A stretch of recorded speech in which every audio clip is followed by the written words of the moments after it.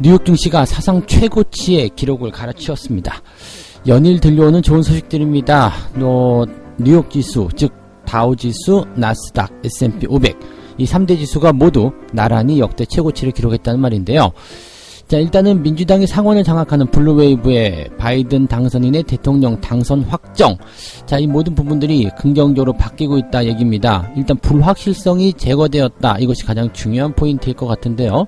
뉴욕 증시 사상 최고치 달성의 배경에 대해서 알아보도록 하겠습니다.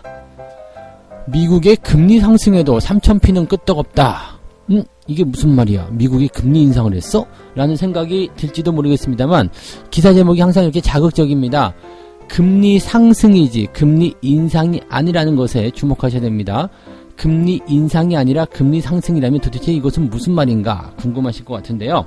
자, 이 금리 상승은 도대체 어디서 일어났으며 그 다음에 우리나라 증시에는 영향이 없는 것인지 알아보도록 하겠습니다. 이제 강세장을 확신하는 것인가? 기관의 1조 원 순매수. 자, 그냥 단순하게 기관의 총 합계로만 보게 되면 이런 오류가 또 나올 수 있겠죠. 자, 세부적으로 들어가는 거 제가 아침마다 해드리는 수급 분석들 잘 보시면 매수 주체들, 기관들도 여러 가지가 있잖아요. 그래서 그 매수 주체들에 따른 매매 동향을 가지고 대응을 해야 되는데 기관이 그냥 단순하게 1조 원 순매수했다. 그래서 강세장이냐? 네. 또 이것을 확신한 것이냐? 이런 쪽으로 생각하시면 약간 오류가 있을 수 있습니다. 여기에 대한 이야기들 전달해 드리겠습니다.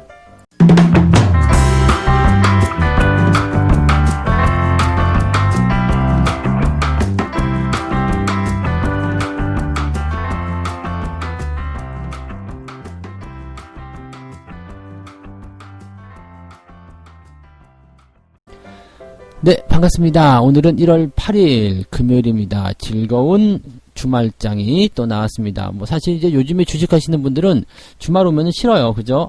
또 휴일이야? 짜증나. 빨리 주식시장 시작해야 되는데, 빨리 돈 벌어야 되는데, 그 생각하실 것 같은데, 좀 쉬면서 하셔야지만이 그것도 또 더 좋아지는 거죠. 아시죠? 이제 적당한 휴식은, 적당한 스트레스만큼 또 더 좋은 삶의 질을 제공한다는 거. 쉴 때는 푹 쉬시고, 대신에 이제 이런 게 있잖아요. 주식으로서 수익을 잘 만들다 보니까, 쉬는 날도 주식 걱정 없이 편안하게 쉬실 수 있는 그런 조건이 만들어지는 거 아닌가 생각합니다. 항상 편안한 게 최고예요. 주식 투자의 최종 목적은 편안한 나의 삶이니까요. 자, 미국 증시 상황 알아보도록 하겠습니다. 다우지수, 나스닥, S&P 500 이것이 이제 미국 증시의 대표적인 3대 지수입니다. 근데 얘네들이 모두 사상 최고치, 역대 최고치, 지금까지 이런 거 본 적이 없어. 이것을 만들어 버린 거죠. 다우지수가 31,000포인트 넘겨서 끝났습니다. 0.69% 상승세로 마감이 됐고요. 나스닥 같은 경우는 2.56%입니다. 이게 이렇게 올라도 되는 거야? 싶을 정도죠. 13,000의 고지를 넘어섭니다. 그 다음에 S&P 500도 추가 상승이 나타났죠. 그래서 3,800포인트. 와. 야, 정말 이렇게 돼도 되는 겁니까? 라는 생각을 좀 해볼 수 있을 것 같기는 한데, 일단은, 시장이 간다는데 뭐 어떡하겠습니까? 그죠? 시장이 간다는데, 내가 간다는데 누가 막을 거야? 이런 거 있잖아요. 그래서 그렇게 상승이 일단 지속되고 있다라는 거, 어느 정도 많이 올라왔다. 거품에 대한 이야기도 그동안 계속 많이들 했었어요. 시장 거품이니까 이제 조심해라. 이제 꺾일 것이다. 블루웨이브가 나오면 S&P 500 10%는 하락할 것이다. 등등 별의별 얘기들 다 나왔는데 됐고요. 그냥 가겠습니다. 라고 얘기가 나오고 있는 모습들이죠. 그래서 항상 이제 이런 부정적인 관점들이 있는 시기에서는요, 증시가 조정을 받지 않습니다. 왜냐면 그 걱정하고 있었던 사람들이 놓친 순간에 주가는 올라가 버리거든요. 결과적으로 시장에 부정적인 이야기가 없어야 돼요. 아직까지도 할까 말까. 그 다음에 시장이 이제 조정을 받을 것이다. 거품이 있다. 큰 거품이다. 이렇게 얘기하는데 바닥에서 나오는 거품은 없고 걱정스러운 상태 속에서 나타나는 폭락도 없습니다. 걱정이 극에 달하면 항상 주가는 반등하게 되어 있거든요. 그래서 아직까지도 시장에 대한 부분들 지금은 이제 이 사람 저 사람들 참여하고 싶다. 이런 얘기도 많이 나오고 있잖아요. 여기서 팩트는 이거예요. 관심을 가지기 시작했다. 여기저기서 웅성 주식에 대한 얘기 막 하고 있어요. 근데 감히 주식시장에 들어오지 못하고 있다는 거. 이거 생각하셔야 됩니다.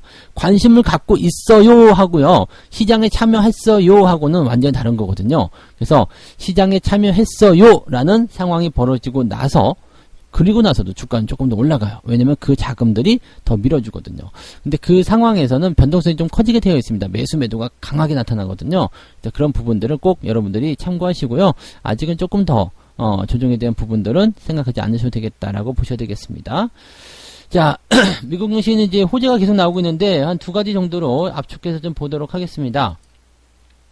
첫 번째가 이제 바이든 당선인의 대선 승리, 그 다음에 민주당의 그 상원 장악, 블루웨이브죠. 그러니까 정치적 불확실성이 해소가 되었다라는 얘기가 되는 건데 이 정치적 불확실성이 어떤 식으로 나왔냐면 이전만 하더라도 이제 블루웨이브에 대한 부담감이 있었어요. 블루웨이브가 되면 시장이 많이 빠질 것이다. 왜 그러냐면 경기 부양은 경기 부양이지만 이쪽은 띄워놓고 기업들에게 가장 나쁜 소식, 제재가 가해지거나 증세에 대한 부담감이 커질 것이다. 이런 식의 어떤 이야기였거든요. 그래서 민주당이 다 장악을 하게 되면 쟤네들 기업들 되게 못살게 굴 텐데 저래서 괜찮을까, 이런 생각을 좀 할 수밖에 없었거든요. 근데 블루웨이브가 딱 되고 나서는 시장이 더 올라가 버렸어. 왜 그런 거야? 봤더니 경기 부양에 대한 기대감이 있다는 얘기죠. 즉 민주당은 지금까지 경기 부양책을 아주 큰 규모로 진행하자라고 얘기했었던 건데 뭐 상원에서 계속 막혔어요. 왜? 상원을 공화당이 장악하고 있었거든요. 근데 민주당이 이제 이 상원의 지배를 장악하게 됐습니다. 자, 그렇게 되면 여기서 어떻게 나올까요? 어떤 상황이 벌어지게 된다면 민주당이 약속했었던 이제 걸림돌이 없잖아요. 그러니까 민주당이 이 뭐 경기 부양책을 이만큼 하자 그러면 하원 통과, 상원 통과 이렇게 되면 그렇게 해야 돼요. 근데 민주당이 이렇게 안 한다 그러면 너 공약 그대로 안 지켰네? 이 상황이 또 될 수 있거든요. 근데 사실 정권 초기에서는 공약을 안 지킨다는 건 상당한 부담이 될 수 있어요. 왜냐면 그 공약을 가지고서 트럼프를 제끼고 대통령으로 당선된 거기 때문에 이 정권 초기, 즉 취임 초기에는 반드시 이 경기 확장에 대한 기대감이 나타날 수밖에 없습니다. 여기다가 코로나에 대한 부분이 진정세로 들어간다, 백신이 효과를 보인다, 이렇게 된다라면은요, 기업의 어떤 증세나 제재 이런 것들이 서서히 가해진다라는 것을 감안해 봤을 때 이것을 뛰어넘는 그런 호재성 재료를 받아들여야 된다는 얘기가 되는 거죠. 그래서 앞으로의 어떤 추가 상승, 돈의 힘, 유동성의 힘 이런 것들이 조금 더 시장에 강력한 드라이브를 걸어줄 것이다라고 볼 수가 있는 내용이 되는 거죠. 그래서 악재가 호재로 하루 만에 바뀌는 상황이 만들어졌다 보시면 되겠고요. 자, 그 다음에 기술주들이 상승세를 계속 보이고 있는데 그 중에서도 이제 테슬라가 이제 중요한 이슈로 떠올랐습니다. 세계 최고 부자가 됐습니다. 아마존을 제꼈어요. 네, 아마존이 올라갔었던 배경은 이제 특히 작년에 가장 중요했었죠. 언택트, 이 코로나와 관련된 부분 때문에 뭐 온라인 쇼핑이라든지 이런 것들이 크게 늘었다. 물론 소비에 대한 부분들이 많이 줄어든 것도 있었지만 아마존이 그래도 코로나에 대한 영향, 혜택을 좀 많이 받다라 볼 수 있었습니다. 근데 지금은 이제 경기 회복으로 들어가게 되면서 이 세계 부자의 어떤 순위가 좀 바뀔 것이다라는 생각도 어느 정도 하고 있었죠. 근데 테슬라가 튀어 올라올 줄 생각을 못했죠. 기사에서도 저세상 주식이라는 표현을 씁니다. 야, 그만큼 강력한 상승이라고 볼 수 있는데 1년 사이에 8배가 상승을 했습니다. 8배 상승이라면 어마어마한 겁니다. 그래서 이 정도까지 튀어 올라도 되나 싶을 정도. 근데 사실 이렇게 단기간에 급등을 해버리게 된다면 그것을 지키는 게 더 어려울 수도 있긴 합니다. 근데 지금 $800를 돌파하게 되면서 강한 상승으로 세계 최고 부자 일단 찍어봤다는 거, 그것이 의미가 있는 거 아닐까 생각되는데, 전기차의 어떤 시장 확대라든지 그 다음에 거기에 대한 기대감, 테슬라 사랑 이런 것들이 계속 진행되고 있기 때문에 아마도 이제 이런 기조는 그래도 뭐 하루 만에 뒤집어지거나 그러진 않을 것 같고요. 어느 정도 상승할 수 있는 가능성들은 더 열리지 않을까 생각합니다. 테슬라의 시가총액이 지금 800조 원이고요. 테슬라도 이제 1000조 원 클럽에 한번 도전해야 되겠다 이 생각 계속 할 거예요. 왜냐면 저 정도 급등세가 보인다라면 가만히 있던 사람들도 사고 싶은 생각들 들 수밖에 없거든요. 그러니까 그런 상황이 든다라면 주가가 더 상승할 수밖에 없겠죠. 그리고 지금 저도 삼성전자에 거는 기대가 갑자기 또 생겨나는 게, 테슬라도 800조 원인데 삼성전자도 800조 정도는 가야 되지 않겠니? 라는 생각을 자꾸 하게 됩니다. 지금 이제 500조 원 조금 안 되는 수준이잖아요. 그러니까 요 정도 수준이라면 이제 한 현주가 대비해서 70-80% 정도 올라가지 않겠습니까? 라는 생각을 자꾸 하게 되는 거죠. 왜냐면 전 세계가 주목하고 있는 그런 반도체 1등 기업인데 왜 못 올라가? 이렇게 될 수 있겠죠. 전기차 시장만 확장되는 거 아닙니다. IT, 반도체 이런 시장 다 확장되거든요. 그래서 상대적으로 좀 많이 저평가되어 있는 우리나라 국내 기업들도 괜찮게 생각하셔야 될 것 같습니다. 어쨌든 테슬라 상승세를 계속 보이면서 일론 머스크가 지금 세계 최고의 부자로 들어섰다.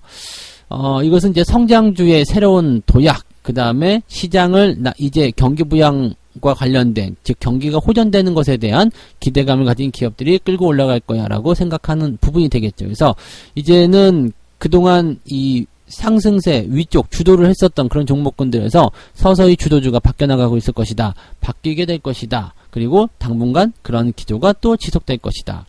흐름은 계속 그렇게 가는 겁니다. 유행이 만약에 시작되었다. 나팔바지가 유행하기 시작했다.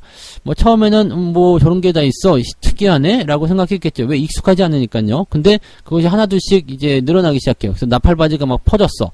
그러면 이것을 사람들이 어떻게 볼까? 와, 진짜 유행했네? 와, 여기까지도? 막 TV에도 나와요. 막 그러면 나도 한번 사볼까? 이 생각 들면서 이제 사기 시작하는 거거든요. 그러다가 그 기조가, 너도 샀어? 나도 샀어. 그럼 기조가 유지가 되죠? 그리고 나서 이제, 유행이 끝나갈 때쯤 되면 이제 아무도 안 입게 되는, 서서히 줄어들게 되는 그런 상황이 벌어지는 거죠.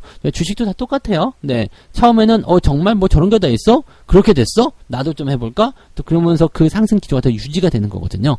그러니까 그런 식으로 우리가 접근하시면 되겠습니다. 지금은 이제 관심을 받기 시작하는 그런 단계에 있다라고 보시면 되겠습니다. 자, 미국 시장 보니까 분위기 아주 좋아요. 악재가 없는 상황. 뭐 다음 주에 우리나라 만기일이긴 한데 이렇게 되면 다음 주도 그냥 무사 통과 1월 효과 아주 그냥 세게 만드는 거 아니야? 이렇게 생각할 수도 있을 것 같죠? 연일 기록갱신이기 때문에 증시가 얼마만큼 올라간 다음에 들어올런지 그 부분도 한번 고민해 볼 필요는 있을 것 같아요. 네. 두 번째 이야기 가겠습니다. 미국의 금리 상승에도 3,000피가 떨지 않는 이유는 뭐냐? 금리 상승이라는 말에 제가 깜짝 놀랐어요. 뭔 금리 상승? 얘기 들은 적이 없는데? 근데 이 금리 상승이 인상이 아니었다는 얘기예요. 보면은 인상해가지고 기준금리 올라갔어? 재료금리 끝난 거야?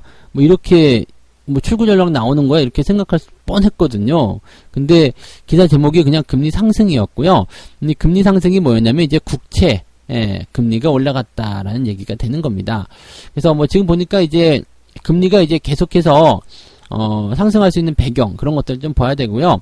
또 금리 인상이라는 부분도 좀 나타나고 있어요. 지금 조지아주에서 이제 민주당이 승리하게 되는 부분들, 그 다음에 인플레이션이 앞으로 일어나게 될 것이다. 그래서 실업률이 조금 이제 올라가거나 그런 부분들보다도 이제 점점 고용이 개선될 것이다. 뭐 그런 이야기들. 그래서 금리가 이제 인상할 수 있는 가능성도 있을 것이다. 라는 얘기가 있는데 지금은 그렇게 금리 인상에 대한 포인트로 보셔서는 안 된다라고 얘기를 하고 있는 부분이 될 것 같아요. 올해 안에는 최소한 금리 인상은 없을 것이다. 시장에 위협이 될 만한 내용은 없을 것이다. 라고 얘기를 하고 있는 거고요. 지금 시장에서 이제 분석가들이 들썩들썩하는 이유가 뭐냐면 이 금리가 상승했다. 국채금리가 상승했다는 얘기거든요. 10년 만기 미 국채금리가 처음으로 1%를 돌파했다. 이건 뭐냐면요. 국채 금리가 인상했다라는 것에 우리가 주목을 하셔야 돼요. 국채입니다. 국채, 채권이거든요. 채권의 금리가 상승했다는 것은 뭐예요? 채권의 기대 수익률이 높아졌다는 얘기죠. 채권의 기대 수익률이 높아진다. 금리가 높아진다. 이건 무슨 얘기냐면 채권의 가격이 싸졌다는 얘기예요. 채권의 가격이 싸졌다라는 것은 여러분 물건 가격이 싸지는 것은 왜 싸져요? 사람들이 막 사고 싶어서 막 안달인데 나 그거 줘요. 나 사고 싶어요. 막 그러는데 가격이 내려갈 리가 없죠. 당신들 사고 싶은 사람 많으니까 내가 물건 가격 내려줄게요. 이런 천사 같은 그런 판매자는 없잖아요. 사고 싶은 사람이 많아? 그럼 가격 올려야지. 네. 왜 비싸게 팔아도 팔리니까. 그런 게 당연한 거거든요. 근데 가격이 내려갔다. 어떻게 생각하셔야 돼요? 나 채권 안 살래. 이 얘기가 되는 거예요. 10년 만기입니다. 10년 만기는 제법 긴 기간이에요. 장기 채권이란 말이에요. 장기 채권은 언제 들어가야 돼요? 시장이 불안할 때 사고 싶은 사람들이 늘어나요. 즉 안전자산이라는 이야기죠. 안전자산의 금리가 올라갔다, 수익률이 올라갔다라는 것은 가격이 떨어졌다는 얘기예요. 안전자산을 선호하는 사람들이 없다라는 얘기가 되는 겁니다. 그래서 금리 상승이라는 이 표현이 라는 그 자체가요. 자칫하면 금리 인상 이렇게 생각할 수도 있겠지만 금리 상승이라는 이 부분 하나만으로 본다면 안전자산에서 위험자산으로 넘어오는 사람들이 훨씬 많아지고 있다는 것을 의미하시면 되겠습니다. 되게 간단하게 생각할 수 있는 부분인데 너무 어렵게 써놨어. 그래가지고요. 예, 뉴스를 조금 이야기해드리는 겁니다. 그래서 미국채 금리가 지금 큰 폭으로 상승했다. 이것은 네, 안전자산에서 위험자산으로 들어오는 그런 형태로 움직이고 있는 것이다 라고 보여지고 있고요. 그래서 이제 시장에 대한 어떤 분석가들도 이렇게 얘기하는 거죠. 그냥 금리 인상, 즉 기존금리의 인상에 대한 요인들 이런 것들이 계속 생겨나고는 있다. 인플레이션이라든지 뭐 이런 것들이 나타날 수 있다. 그렇지만 그것은 올해 안에는 생각할 만한 얘기가 아니고 그 다음에 뭐 어느 정도 뭐 물가 인상이라든지 이런 것들이 있다고 하더라도 시장이 위협받을 정도는 아닐 것이다 라고 얘기를 하고 있는 거죠. 그래서 금리 인상은 언젠간 돼야 돼요. 금리 인상은 언젠간 돼야 되고 또 뭐 증시가 상승을 계속해서 하면서 또 조정을 만드는 그런 구간도 분명히 나올 수밖에 없습니다. 근데 그런 상황들은 언젠간 나오겠지만 지금 당장은 아니란 이야기죠. 그러면 지금 당장 그런 멀리 있는 언젠가 올지 모르는 그런 조정에 대해서 우리가 뭐 걱정하고 그럴 필요는 없잖아요. 쉽게 얘기하면 우리는 언젠간 죽을 거 아니에요. 그죠? 근데 언젠간 죽을지 모르지만은 언젠간 죽을지 모르니까 아유 그냥 입이 살아서 뭐하냐 그러고 막 그냥 방바닥에서 뒹굴고 벅벅 긁고 그러면 되겠습니까? 안 되겠죠. 언제 죽을지 모르지만 지금 살아있는 동안에는 여전히 우리 인생은 상한가 아닙니까? 그죠? 네. 우리 인생 상한가. 상한가 신나는 노래. 네. 세 번째 이야기로 넘어가겠습니다. 뭔 말인지 아시겠죠? 두 번째 거는. 네. 이따가 정리해 드릴게요. 네. 자, 세 번째 거는요. 강세장 확신이 섰는가? 마음이 바뀐 기관 하루 사이에 1조 사들였다. 기관 총계로 봐서는 지금 1조 원이 넘는 매수가 들어왔어요. 그래서 증시를 3,000포인트를 넘기게 하는 가장 중요한 요인이 또 기관의 매수가 아니었나 생각합니다. 실제로 이제 금융투자 쪽에서 매수가 많이 들어왔어요. 그리고 연기금 쪽에서 매도가 많이 나갔죠.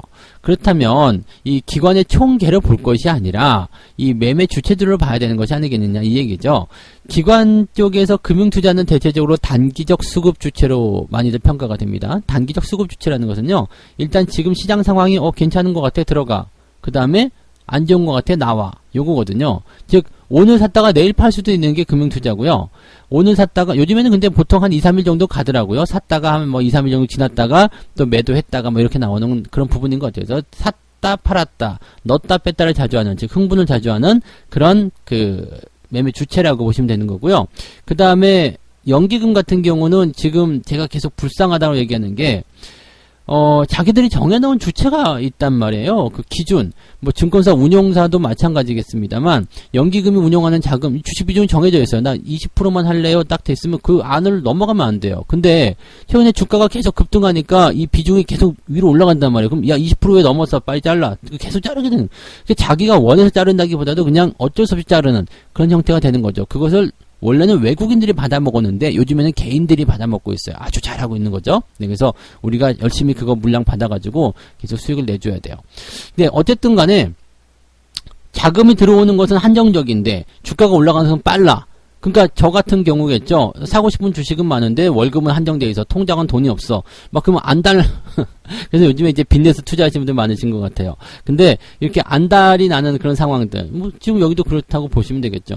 돈이 계속 들어와 줘야지 비중이 맞춰지게 되고 그다음에 주식을 더 사든가 할 텐데 돈은 100만 원 들어오는데 주가는 200만 원치 올랐어. 그러면 그만큼 또 비중만큼 덜어내야 되는 상황이 벌어지는 거라서 계속해서 매도가 나올 수밖에 없다라고 보시면 되겠죠. 그러니까 연기금의 매도는 어느 정도 이제 주식을 압박하는 요인이 좀 될 수는 있지만은요. 지금 현재 상태에서는 네, 연기금의 매도가 시장을 뭐 끌어내린다거나 그런 형태의 모습을 갈 것 같지는 않아요. 대신에 이제 이 금융투자의 매수가 이렇게 갑자기 훅 들어왔다는 것은요. 단기간에 또 훅 빠져나갈 수 있다는 얘기가 될 수도 있거든요. 그러니까 이 금융투자 쪽 만 섹터만 따로 구분 지어가지고 얘네들이 도대체 뭘 사고 팔았나 요 부분을 잘 지켜보셔야 됩니다. 대체적으로 보면은 요즘에 이슈가 되는 종목들을 많이 들어가거든요. 그래서 그런 쪽 대형주 쪽 성장주 쪽에 많이 들어갔을 거예요. 그렇다면 그쪽에서 치고 올라갈 때 수익을 많이 또 챙기려는 움직임들 분명히 나올 수 있다는 얘기죠. 그러니까 이렇게 뭐 종목들이 갑자기 많이 올라갔는데 기관의 관여가 좀 심했다. 특히 이제 금융투자 쪽 관여가 심했다. 그렇게 된다라면 그런 부분들 무조건적으로 따라가게 되시면 조금 골치 아플 수 있어요. 그래서 항상 급등하는 주식들 속에 뒤에 누가 있는지 보고 들어가셔야지 추가 상승인지 아닌지 그런 것들을 보실 수가 있습니다. 그런 의미에서 본다면 코스닥 개별주들이 그렇게 올라갈 땐 조금 더 자유롭지 않냐 이렇게 생각을 해볼 수도 있을 것 같습니다. 네.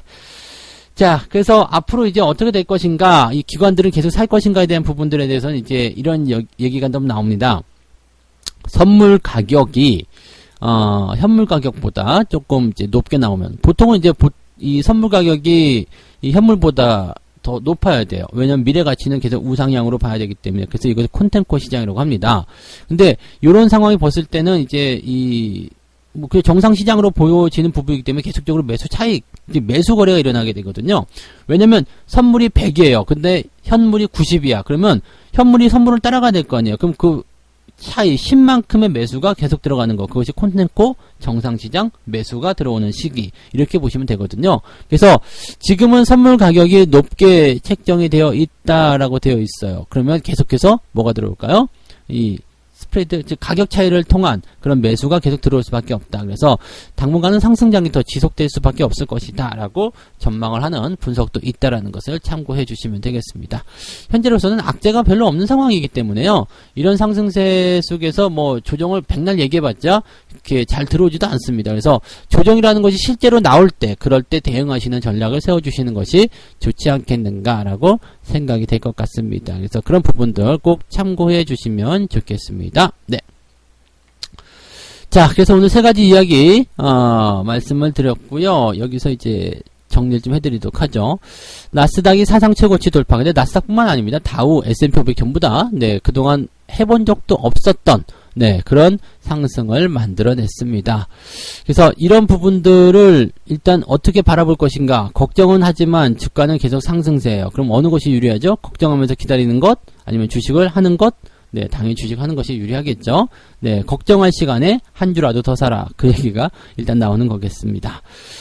두 번째는 미국의 금리 상승, 국채금리라고 써야 되는데 지금 뉴스가 아주 자극적으로 썼어요. 미국의 국채금리 상승에도 3,000피는 떨 필요가 없다. 국채금리가 상승한다는 배경은 뭐라 그랬죠? 장기적인 그 안전자산에서 위험자산 선호 현상이 두드러지는 것이다 라고 생각해 주시면 되는 거고요. 자, 그 다음에 강세장이 확신을 보이는 것인가, 기관의 순매수. 기관들은 당분간은 순매수를 또 해줄 것이다 라고 얘기가 되어 있지만 문제는 연기금, 그 다음에 단기적 성격을 가진 금융투자의 이런 변심, 이런 것들이 약간은 문제가 될 수 있습니다. 그래도 그런 부분들을 개인들이 지켜주든, 그죠? 기관 매도 나왔어? 개인들이 사줘. 개인들이 안 사줘? 외국인이 사죠. 이렇게 되면은요, 시장은 계속 올라갈 수밖에 없어요. 기관만 계속적으로 왕따 비슷하게 나타나는 것 같은데, 아마도 계속 그렇게 된다면 뭔가 제도적인 보완이 또 필요하지 않을까 생각을 해볼 수도 있겠습니다. 그래서 그런 이야기 전달을 해드렸고요.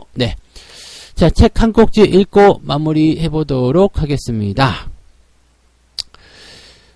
지금까지 만나본 가장 탁월한 투자 전문가 가운데 한 명이 오래전에 이런 말을 해줬었다. 주식시장에서는 머리가 좋은 것보다 신경이 좋은 것이 훨씬 더 중요하다. 근데 머리도 좀 중요하긴 하지만, 사실 이제 막 계산 잘하거나, 그죠? 계산 잘하는 사람 정말 부러워요. 근데 계산을 잘하거나 또는 뭐 경제 예측을 기가 막히게 해. 그 다음에 뭐 이러저러한 뭐 좀 정말 듣도 보도 못한 근거들 가지고 와가지고 막 이렇게 해서 이게 그래서 주가가 이렇게 될 겁니다. 라고 예측을 하는 순간 그거는 다 뻥 되는 거죠. 뭐냐면, 신경이 좋다라는 것은 이거예요. 지금 내 눈앞에 닥친, 즉 임기응변? 뭐 이런 거겠죠? 눈앞에 닥친 이 위기 상황 또는 이런 상황들, 좋은 상황, 이런 것들을 어떻게 활용할 것인가, 이거거든요. 그러니까 예측이 아니라 대응이라는 것 자체가 여기서 나오는 거가 되는 거죠. 주식을 이러이러해서 나 이렇게 될 겁니다! 라고 하는 순간 그거는 안 지켜졌을 가능성도 굉장히 높은 거거든요. 근데 그렇게 생각하는 것이 아니라 주가가 올라가면 난 거기에 맞춰서 같이 따라갑니다. 주가가 내려가면 거기에 맞춰서 같이 빠져나옵니다.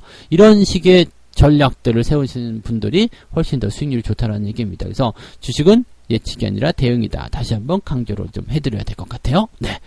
자, 오늘 여기까지 이야기해드립니다. 저는 장중, 시황 때 다시 말씀드리고요. 월급 종목 필요하신 분들 있었죠? 어제 저녁 방송에서 제가 설명을 좀 해드렸으니까요. 월급 종목 뭐냐? 궁금하신 분들, 어제 저녁 방송 꼭 한번 참고해 보시기 바라고요. 저는 오늘 월급 타서 그 종목을 사보도록 하겠습니다. 네, 그럼 오늘 여기까지 하고요. 모두들 오늘도 성공 투자해 보시기 바랍니다. 고맙습니다.